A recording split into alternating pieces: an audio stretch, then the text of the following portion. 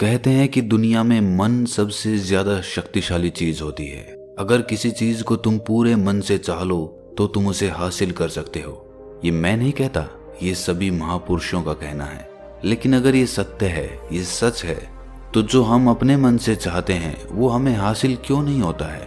भाई, कोई भी इंसान अपने मन में दुख तो नहीं चाहेगा, लेकिन वो रहता तो दुखी है।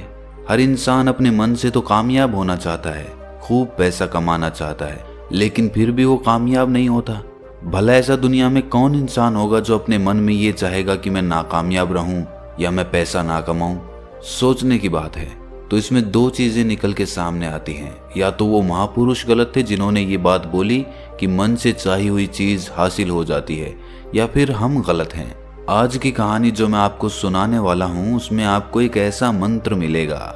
उसे समझने के बाद आपको एक ऐसा मंत्र पता चलेगा जिससे आप ये समझ पाएंगे कि अपने मन से कोई भी चीज कैसे करवाई जाती है, मन में किसी भी बात का बीज कैसे बोया जाता है। ये इस कहानी से आपको अच्छी तरह से समझ में आ जाएगा, और इससे आप ये भी समझ पाएंगे कि आकर्षण का नियम, लॉ ऑफ अट्रैक्शन कैसे काम करता है।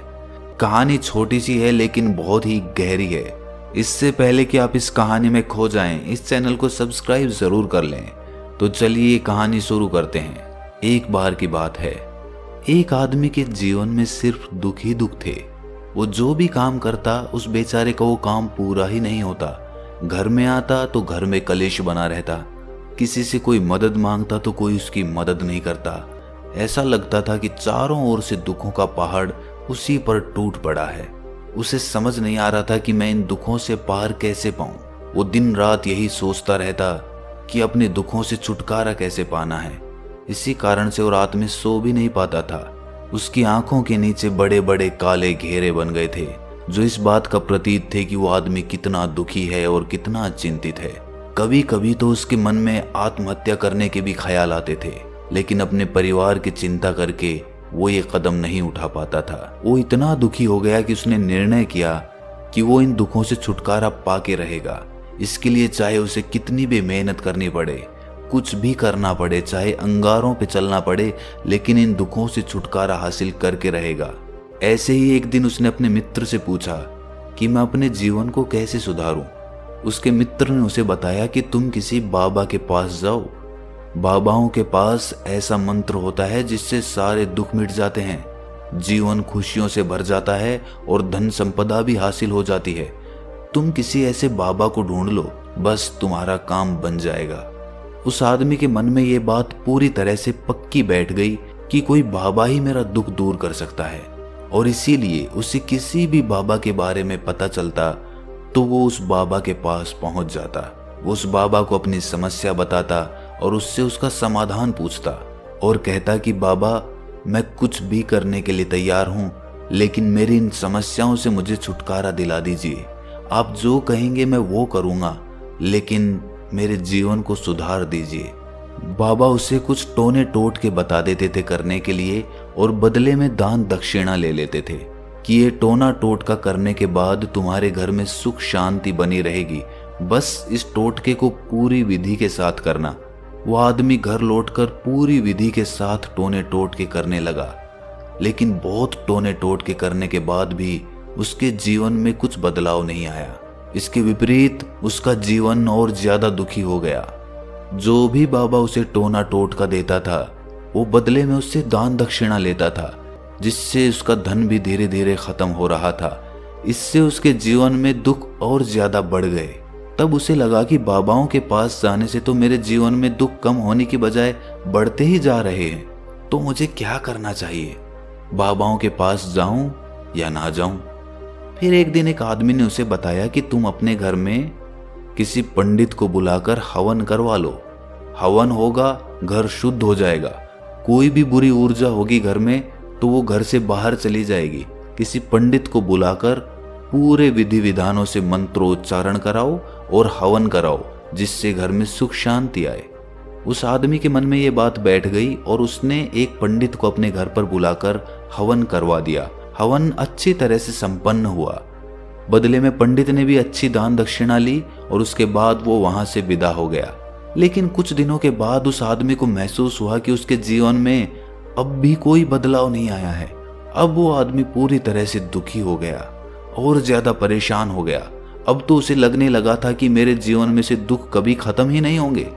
और यही सोच सोच कर उस आदमी का बुरा हाल हो गया था। फिर एक दिन उसे अपने मित्र से एक ऐसे बाबा के बारे में पता चला जो समाधान बताने के लिए कोई दान दक्षिणा नहीं लेता था। उस आदमी को लगा कि ये बाबा दूसरे बाबाओं की तरह नहीं हो सकता, क्योंकि ये दान दक्षिणा तो लेता ही नहीं, और अगर दान दक्षिणा नहीं लेता तो ये सच में कोई सिद्ध बाबा होगा। और यही सोचकर वो उस बाबा के पास पहुंच जाता है। जब वो आदमी वहां पर पहुंचता है तो वो बाबा ध्यान में बैठे हुए थे। ये देखकर वो आदमी वहीं पर चुपचाप बैठकर ध्यान से बाहर आने का उनका इंतजार करने लगा। थोड़ी देर बाद बाबा ने आंखें खोली तो सामने एक दुखी और परेशान युवक को बैठे देखा। वो उसकी आंखों के नीचे काले घेरे देखते ही समझ गया कि ये आदमी अपने जीवन से कितना परेशान है। उसे संबोधित करते हुए बाबा ने पूछा कि बच्चा, क्या चाहते हो? बाबा के पास क्या लेने आए हो? उस आदमी ने कहा कि बाबा, मैं अपने जीवन से बहुत परेशान हूं। मैंने इन दुखों को दूर करने के लिए बहुत सारे रास्ते अपनाए, हर वो तरकीब करके देखी जो किसी बाबा ने मुझे बताई, हर वो काम किया जो किसी भी इंसान ने मुझसे करने को कहा, लेकिन मेरे जीवन में दुखों में कोई कमी नहीं आई। बाबा, इसके विपरीत मेरे जीवन में दुखों में बढ़ोतरी हो गई।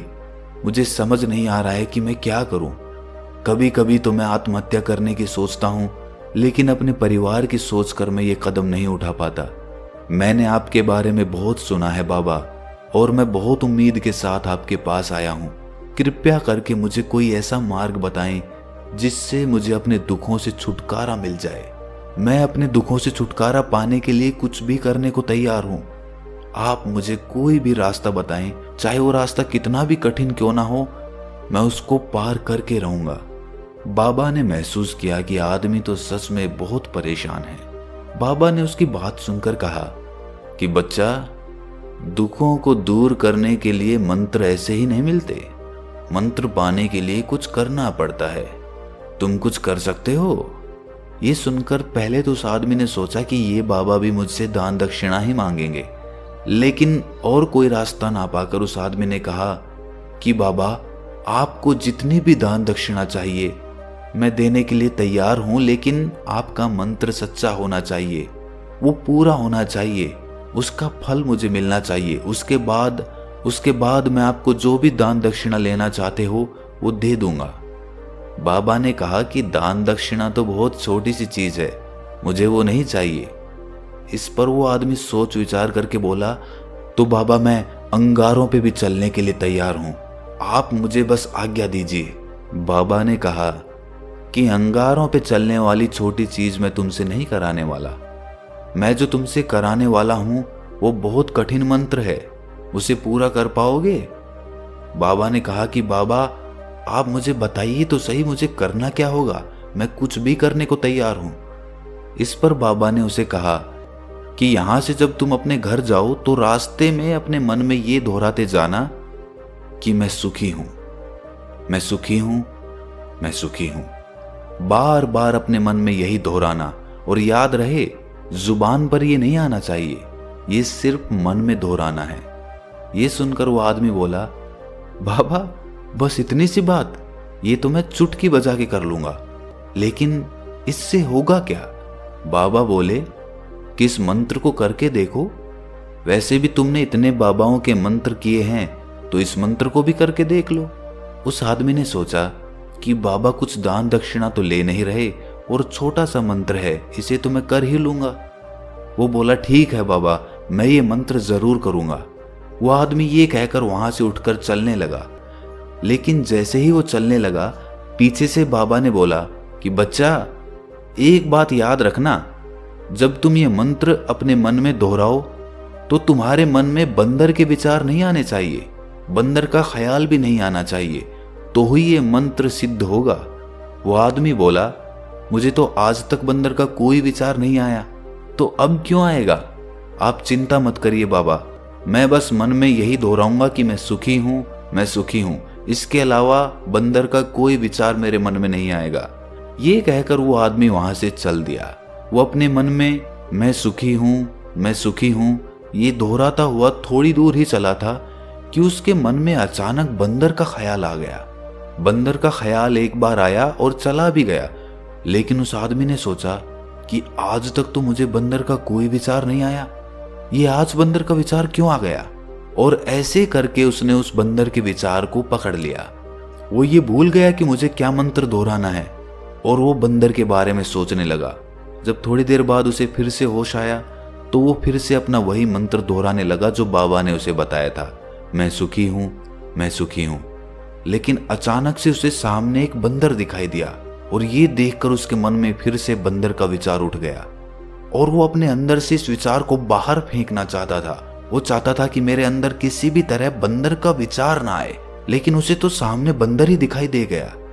ऐसे ही जद्दोजहद करते करते वो घर पे पहुंचा और घर पे पहुंचने के बाद अपनी पत्नी को कहा कि हे बंदरिया, मुझे खाने में बंदर परोस दो।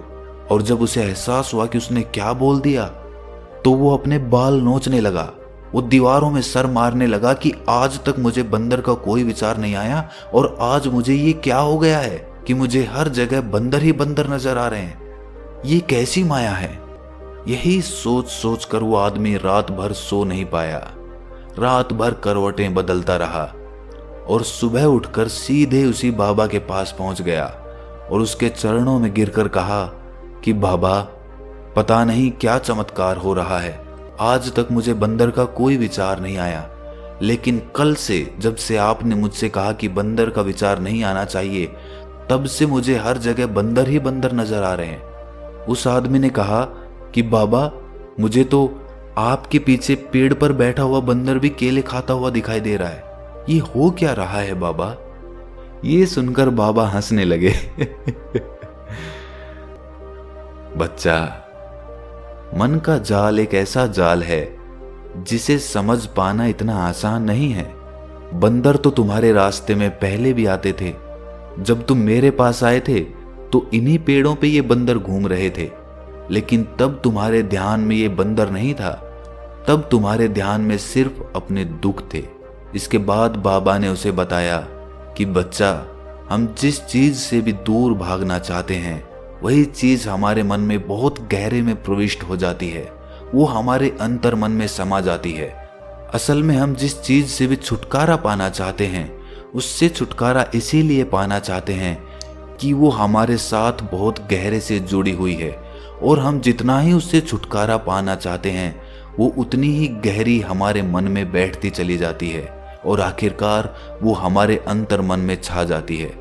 ऊपर से तो हम चाहते हैं सुखी होना कि मैं सुखी हूँ, सुखी हूँ, हमारे होंठ भी यही बोलते रहते हैं, लेकिन हमारे मन में दुख समाये होते हैं। हमारे विचारों में, हमारे मन में हमें दुख ही दुख दिखाई देते हैं। इसीलिए अपनी जुबान से बार बार ये बोलने से कि मैं सुखी हूँ, मैं सुखी हूँ, हम सुखी नहीं होंगे जब तक ये मंत्र हमारे अंतर मन में प्रविष्ट नहीं होगा। इस पर उस आदमी ने पूछा कि बाबा, लेकिन ये मंत्र हमारे अंतर मन में प्रविष्ट कैसे होगा। ये सुनकर बाबा ने कहा कि बच्चा, अपने दुखों से लड़ना बंद कर दो।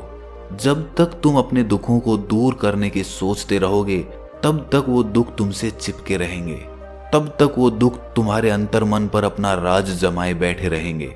और जिस दिन तुम उन दुखों के बारे में सोचना ही छोड़ दोगे, उन दुखों से छुटकारा ही नहीं पाना चाहोगे, उसी दिन से तुम्हारी जिंदगी से दुख गायब हो जाएंगे।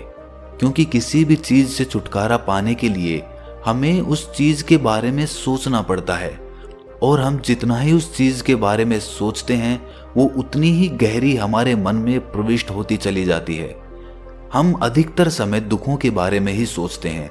हम यही सोचते हैं कि हमारे जीवन में दुख है और हमें इससे छुटकारा पाना है। इसी वजह से बार बार सोचने से वो दुख हमारे अंतर मन में प्रविष्ट हो जाते हैं और हमें एहसास भी नहीं होता। इसीलिए अगर तुम दुखों से छुटकारा पाना चाहते हो तो दुखों से छुटकारा पाने के बारे में सोचना छोड़ दो।